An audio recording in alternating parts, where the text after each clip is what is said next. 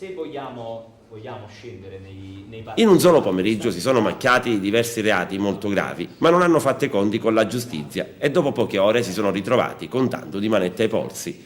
I protagonisti di questa vicenda sono i fratelli Stefano e Roberto Fragapane, rispettivamente di 20 e 21 anni, entrambi pregiudicati, e di Giuseppe Tagliavia di 28 anni. Hanno rapinato e stuprato una prostituta colombiana che riceve clienti in casa. I tre ieri hanno contattato telefonicamente una delle tante prostitute che ricevono direttamente in un'abitazione privata. Nella nostra città il fenomeno è in continuo aumento e proprio per questo motivo viene attenzionato dalle forze dell'ordine. Molte donne straniere arrivano nella città dei Templi, prendono un'abitazione in affitto con tanto di contratto registrato all'Agenzia delle Entrate ed esercitano il mestiere più antico del mondo.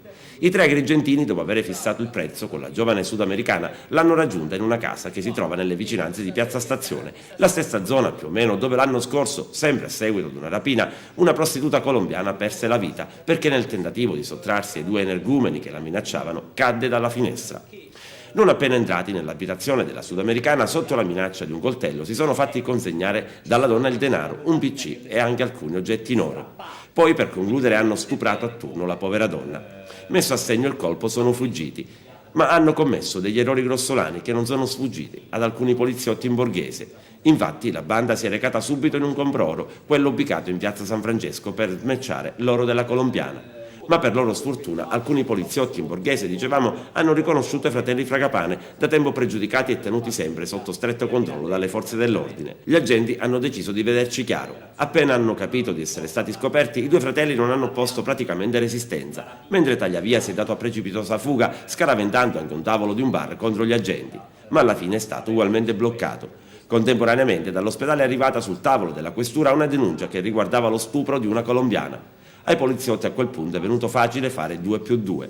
Inoltre ai due fratelli Fragapane e a Tagliavia, oltre agli oggetti in oro, sono stati trovati in possesso del PC e di alcune pesetas colombiane che la donna custodiva. Si è partiti neanche da una rapina, ma come dicevamo prima, da un episodio di ricettazione, di tentata ricettazione fondamentalmente, per arrivare poi, grazie al componimento di un puzzle, se così possiamo dire, a quello che poi è una rapina, un sequestro di persona e una violenza sessuale di gruppo. Quindi indubbiamente un bel segno di efficienza, ecco, assolutamente. Lei ha parlato proprio di lavoro sinergico tra i vari uffici della questura?